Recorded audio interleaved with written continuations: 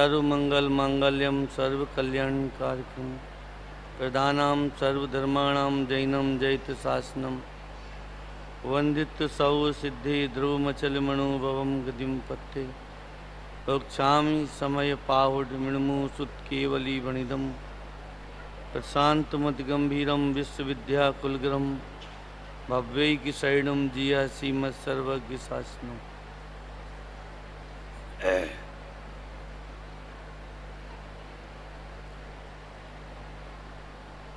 भगवत आचार्य कुंद कुंद देव द्वारा प्रणीत ये समयसार परमागम ग्रंथ है।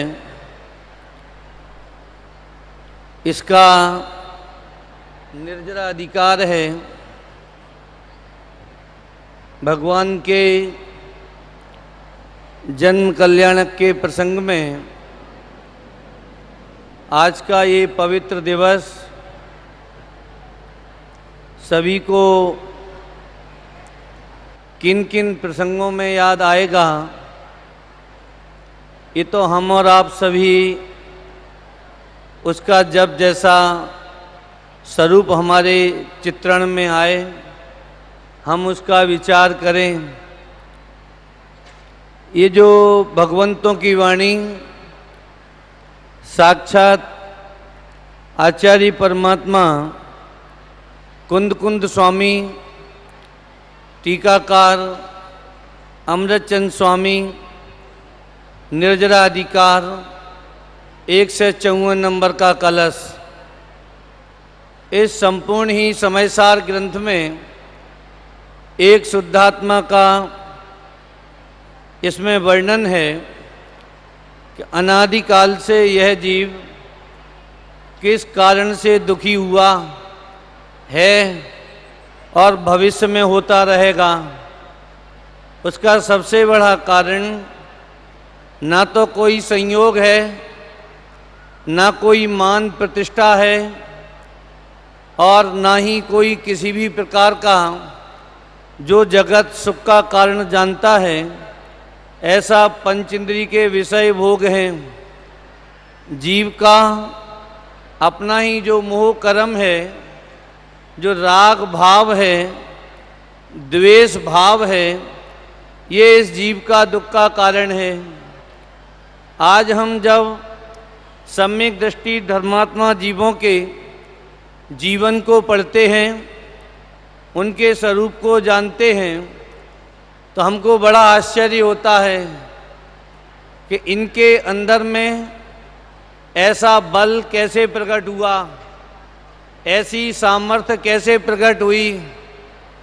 और कभी कभी हम स्वयं भगवान के सामने जाकर ऐसी भावना भी भाते हैं कि हे नाथ, ऐसा सामर्थ्य और बल हमारे अंदर में भी प्रकट होवे, परंतु कैसे, किस विधि से, किस पद्धति से। तो वो सारा वर्णन आचार्य कुंद कुंद देव ने इस निर्जरा अधिकार में लिखा है। इसका जो 154 नंबर का कलश है, उस 154 नंबर के कलश में आचार्य अमृतचंद देव ने सम्यक दृष्टि के सामर्थ्य का बल बतलाया है और हमें हमारे अंदर में ऐसी भावना जागृत कराई है।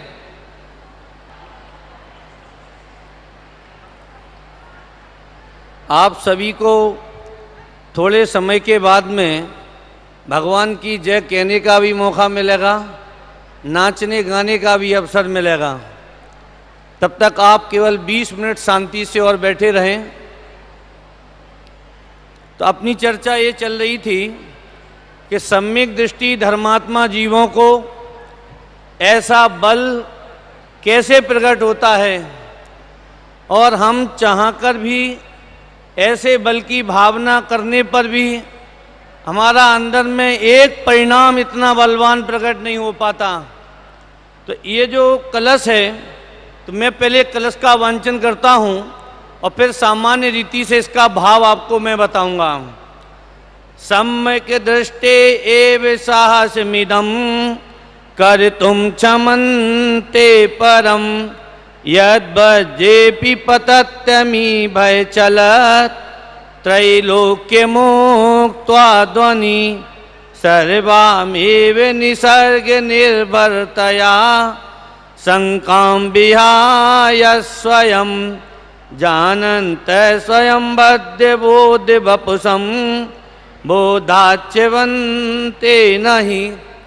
देखो, इस कलश में दो बातें बहुत मुख्य कही हैं कि आज हम सम्यक दर्शन की जितनी चर्चा करते हैं, परंतु सम्यक दर्शन के होने के उपरांत जो धर्मी जीव है उसका जीवन कैसा होता है, उसके परिणाम कैसे होते हैं, उसका अभिप्राय कैसा होता है, उस महापुरुष की क्रिया कैसी होती है। तो अमृतचंद भगवान इसकी पहली पंक्ति में कहते हैं कि सम्यक दृष्टे एव साहसमिदम्, कि भाई देखो ऐसा साहस तो केवल सम्यक दृष्टि के हो सकता है।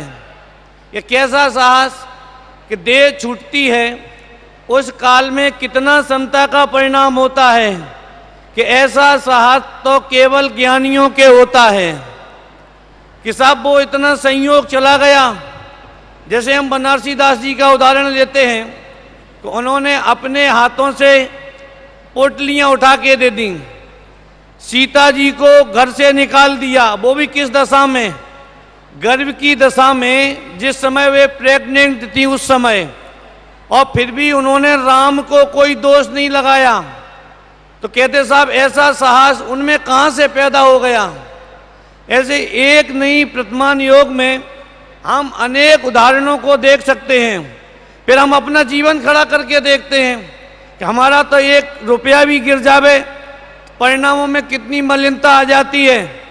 और वे कैसे ज्ञानी होते होंगे कि जो 6 खंड का वैभव छोड़कर और दीक्षा लेके चले जाते हैं।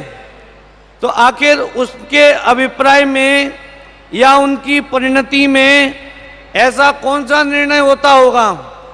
कई बार बनारसी दास जी ने सम्यक दृष्टि के साहस की चर्चा की है और एक बहुत प्यारा उन्होंने काव्य लिखा है कि जिनकी चिहु टिचे में तासी गुण चून वेको कुकथा के सुन वेको दो कान मरे हैं। जिनको सरल चित्त कोमल वचन बोले सौम्य दृष्टि लिए दौड़े मोम जैसे गड़े हैं। जिनकी सकति जागी अलख आराध वेको परम समाधि साध वेको मन बड़े हैं। तेई पर मारती पुनीत नरे आठोयाम राम रस गाढ़ करें यही पाठ पढ़े हैं। वो क्या कहते कि जो परमार्थी जीव होते हैं, जो शुद्धात्मा को जानने वाले होते हैं, वे 8 पैर माने 24 घंटे एक ही नाम रटते रहते हैं कि मैं आत्मा हूं, दे नहीं। ते ही परमार्थी पुनीत नर आठों याम राम रस गाढ़ करें यही पाठ पढ़े हैं। ये जो गाढ़ शब्द है ना, ये बहुत बलवान शब्द है। गाढ़ कहते हैं गाढ़ा होना। जैसे तपेली में दूध होता है तो जरा सा उसको हिला दो तो वो डुल जाएगा, पर जब उसका मावा बनाते हैं तो धीमे धीमे आंच के ऊपर उसको गाढ़ा करते हैं और इतना गाढ़ा करते हुए चले जाते हैं कि फिर तपेली को आप उल्टा भी कर दो तो अभी उसमें से कुछ नहीं गिरता। अज्ञानी का जो ज्ञान है, अज्ञानी की जो परिणति है, वो बिल्कुल ऐसे दूध की तरह है। जरा सी जीवन में कोई प्रतिकूलता आ जावे तो 1 मिनट में व्याकुल हो जाता है, और ज्ञानी के जीवन में कितनी भी प्रतिकूलता आ जावे, यद्यपि प्रतिकूलता में कभी कभी बाह्य क्रियाओं के माध्यम से ज्ञानी घबराते हुए देखे तो जाते हैं, परंतु वास्तव में ज्ञानी कभी घबराते नहीं हैं। ये बात भी सोचने जैसी है। अब जैसे उन्होंने कई बार बनारसी दास जी जो ऐसा लिखा कि जिनकी चिहूट चिमटासी गुण चून वेको, एक तो छोटी सी चिमटी होती है जिसमें घड़ी के नाना प्रकार के, जो घड़ी ये वॉच खराब हो जाती ना तो उसके पुर्जे निकालने के लिए वो आंख पे लगाते ना, लेंस लगाते हैं, भाई एक एक पुर्जे को देखते हैं उसमें। और एक अन्य मतों में जो हरे कृष्ण हरे राम बोलते ना, तो उनका वो बाबा जी का चमीटा होता है। और बाबा जी के चमीटे से अगर घड़ी ठीक की जाए तो बोलो कैसे होगी, वो तो एक ही बार में पूरा में बिखर जाएगी वो तो। परंतु आप ये विचार करके देखो कि जो चीज़ जितनी सूक्ष्म होती है तो उसके हथियार भी उतने सूक्ष्म होते हैं, वो दृष्टि भी उतनी सूक्ष्म होती है। जब हम आत्मा की बात करते हैं तो बोला हमारा उपयोग कितना सूक्ष्म होना चाहिए, हमारा उपयोग इतना सूक्ष्म होवे कि उस उपयोग में परिद्रव्य के प्रति किसी भी प्रकार का कोई भी राग द्वेष की वृद्धि होवे ऐसा रंच मात्र भी चिंतन नहीं आना चाहिए। जगत के संयोग, जगत के पदार्थ, इनका परिणमन, इनका भवितव्य, ये तो जैसा चलना है वैसा चलता रहेगा। विश्व में किसी की ताकत नहीं है कि किसी भी द्रव्य का कोई परिणमन रोक देवे। जिन भगवान के हम पंचकल्याणक मना रहे हैं, शांतिनाथ भगवान के, आप देखो 3-4 भाव पहले इनके जीवन का कि इनके 2 पुत्र थे और एक दासी की कन्या को देखकर मोहित हो गए और दोनों ही आपस में युद्ध करने लगे। तो उनकी ये दशा देखकर भगवान शांतिनाथ का जीव पूर्व की पर्याय में विष भक्षण करता है और वो जीव मर जाता है, स्वर्गवास हो जाता है, जो भी आप कहो। अभी इस परिणमन को क्या कहोगे? आकाशवाणी होती है कि ये जिस कन्या के ऊपर तुम दोनों रीझ रहे हो ये पूर्व की तुम्हारी सगी बहन है। उन दोनों को ये आकाशवाणी सुनकर वैराग्य उत्पन्न होता है, दीक्षा लेते हैं, वे उसी भव से मोक्ष चले जाते हैं। और शांतिनाथ भगवान को 3 भव के बाद में नंबर आता है। अभी मेरे कहने का तो तात्पर्य बस इतना सा है, किसी जीव का कोई परिणमन देखकर कभी अपने जीवन में ईर्ष्या का परिणाम नहीं लाना। गुरुदेव कहते हैं कभी हमसे पहले मोक्ष चला जाएगा ये जीव, तो किससे राग करें हम जगत में, किससे द्वेष करें। तो अपने उपयोग को इतना सूक्ष्म बनाओ कि हमारे ज्ञान में परिद्रव्य के लिए कोई स्थान ना बचे, कोई अवकाश ना बचे। ये बता रहे सम्यक दृष्टि का साहस कैसा होता है। तो जिनकी चिहूट चिमटासी गुण चून वेको कि ज्ञानियों का जो उपयोग है इतना सूक्ष्म होता है कि वे आत्मा के एक एक गुण को चुनते हैं। और जिनको सरल चित्त कोमल वचन बोले, सौम्य दृष्टि लिए डोले, मोम जैसे गड़े हैं। मैं सोचता हूं कि इस पंक्ति के आगे सारे सम्यक दृष्टियों का जीवन गर्वित हो जाता है। आप एक एक शब्द के ऊपर वजन देकर अगर विचार करें कि जिनका सरल चित्त, ज्ञानियों को कितना सरल चित्त होता है कि चाहे जैसा कोई उनके साथ में उपेक्षा का भाव करे, उपेक्षा का परिणाम करे, परंतु वे कभी अपने नीति और न्याय के मार्ग को कभी नहीं छोड़ते। कोटिभट्ट श्रीपाल जी थे, श्रीपाल चरित्र में ऐसा प्रकरण आता है कि उनको धवल सेठ ने ऊपर जहाज पे से नीचे समुद्र में पटक दिया और कनकमाला राजकुमारी से उनकी शादी हो गई। वही धवल सेठ वापस दोबारा जब उस नगर में आया, दोनों ने कहा ये तो राज जमाई बन गया, अब ये हमको फांसी चढ़वा देगा। तो उसने उसको कहा कि सब लोग मिलके कहो कि ये भाण का पुत्र है। लोग कहते थे साहब पैसे में बहुत ताकत होती है, पैसे से सब खरीदा जा सकता है। तो राजा ने कहा अरे ये भाण का पुत्र है और राजकन्या से विवाह कर लिया, कुछ नहीं फांसी की सजा दे दो इसको।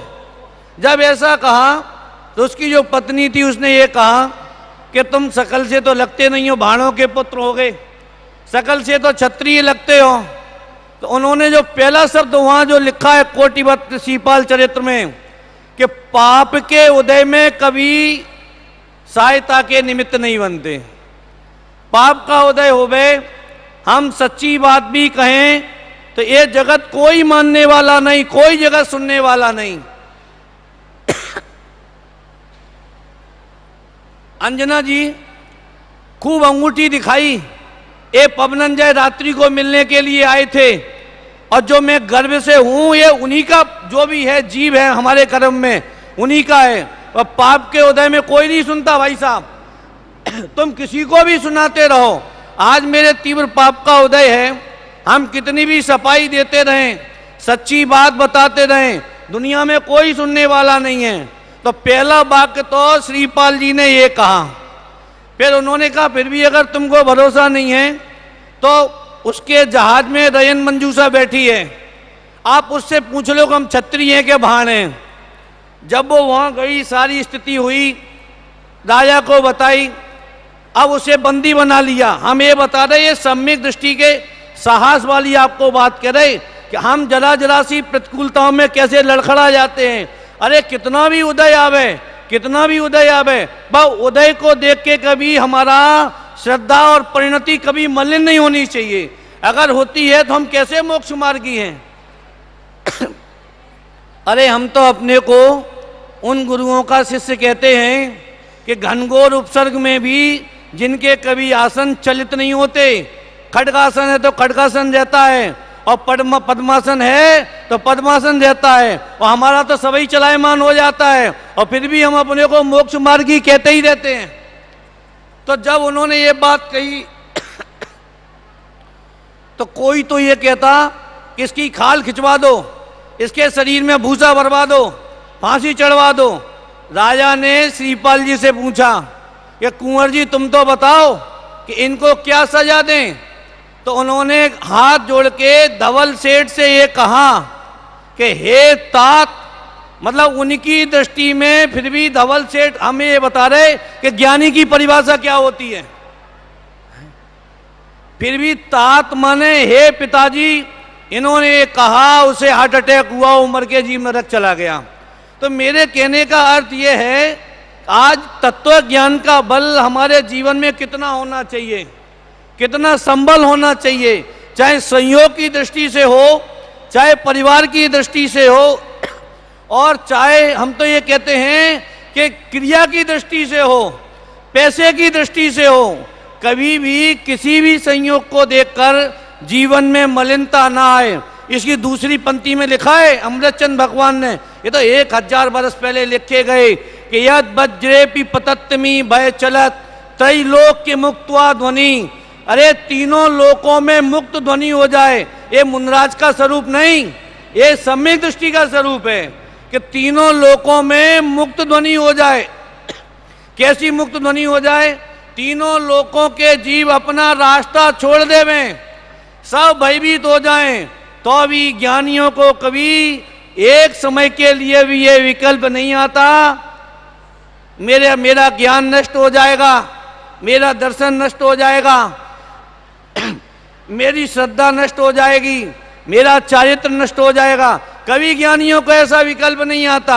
फिर हमको ऐसा विकल्प क्यों आता है? अपन भजनों में पढ़ते हैं, मुझको भी स्वामी उस बल की दरकार, तन बल धन बल और अतुल बल सभी हैं निसार। मुझको भी स्वामी उस बल की दरकार, किस बल की? कि जिस बल को पाकर आप हुए भव पार। मतलब हम कौन सा बल चाहते हैं? ये पैसे का बल, ये शरीर का बल, ये प्रतिष्ठा का बल, ये बल है। देखो भाई, जो कर्म के उदय से मिले, जो कर्म प्रदत्त हो, वो कभी बल नहीं हो सकता। अरे बल तो उसे कहते हैं कि जो एक बार मिले और अनंत काल तक जिसका वियोग नहीं हो, उसका नाम बल है। किसको बल कहते हैं? लोग वैभव कहते, जगत संपत्ति कहता। काय का वैभव? काय की संपत्ति? अरे वैभव संपत्ति अपने यहाँ तो देखो, आचार्यों ने दर्शन ज्ञान चारित्र को रत्नात्रय कहा है। रत्नात्रय माने सम्यक दर्शन ज्ञान चारित्र। अरे आचार्य कुंद देव ने 20, 21, 22 नंबर की गाथा की पहले उत्थानिका में ऐसा लिखा है, अथ आपरद्ध बुद्ध बोधनाय व्यवसाय क्रियते, कि अब आचार्य अज्ञानी को समझाने का व्यापार करते हैं। और कहीं कहीं लिखते हैं कि अब आचार्य रत्नात्रय का व्यापार करते हैं, अब आचार्य अज्ञान मिटाने का व्यापार करते हैं। ये कहीं नहीं लिखा हमारे मोक्ष मार्ग में तो कि आप पैसे बढ़ाने का व्यापार करते हैं, आप प्रतिष्ठा बढ़ाने का व्यापार करते हैं। अरे व्यापार भी करो तो ऐसा व्यापार, ऐसा बिजनेस करो, क्या कहा कि जिसके बाद पुनः फिर दोबारा कोई व्यापार करने का अंदर में परिणाम नहीं आवे हैं।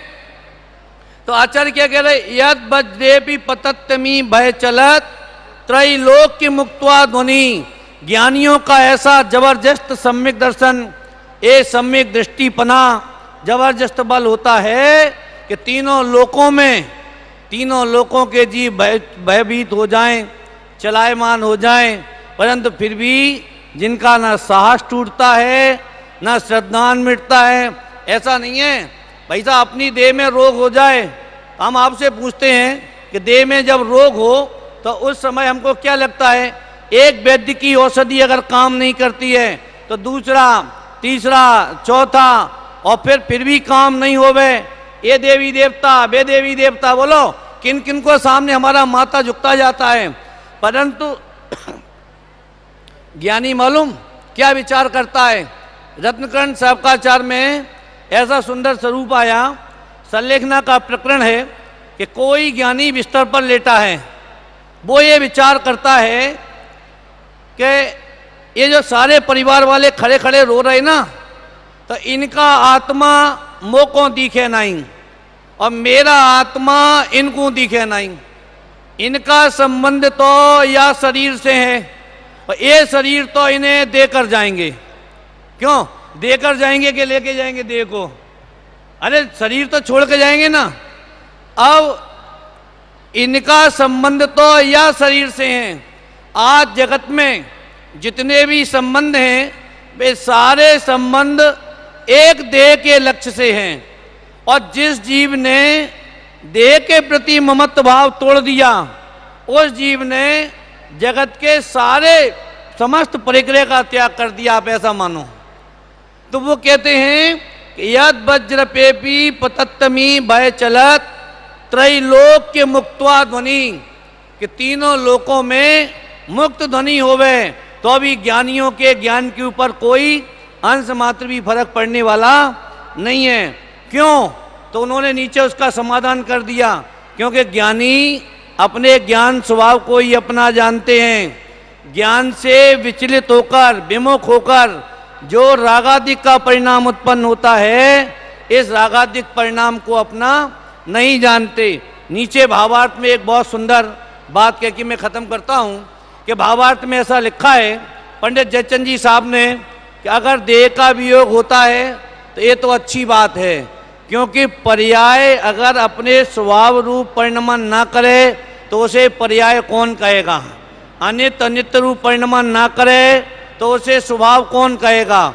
इसलिए ज्ञानियों को किसी भी संयोग, भोग, प्रतिष्ठा इत्यादि के प्रति कोई अंतरंग में ममत्व भाव नहीं होता है। इसलिए आचार्य ने यहाँ पर इतना बल दे के ये बात कही कि भले ही त्रैलोक तीनों लोकों में मुक्त ध्वनि होवे तो अभी ज्ञानी का जो ज्ञान होता है वह निश्चित रूप से अचल होता है। ऐसा ही अचल ज्ञान हमारे और आप सभी के अंतरंग में प्रकट होवे, इसी मंगल भावना के साथ विराम।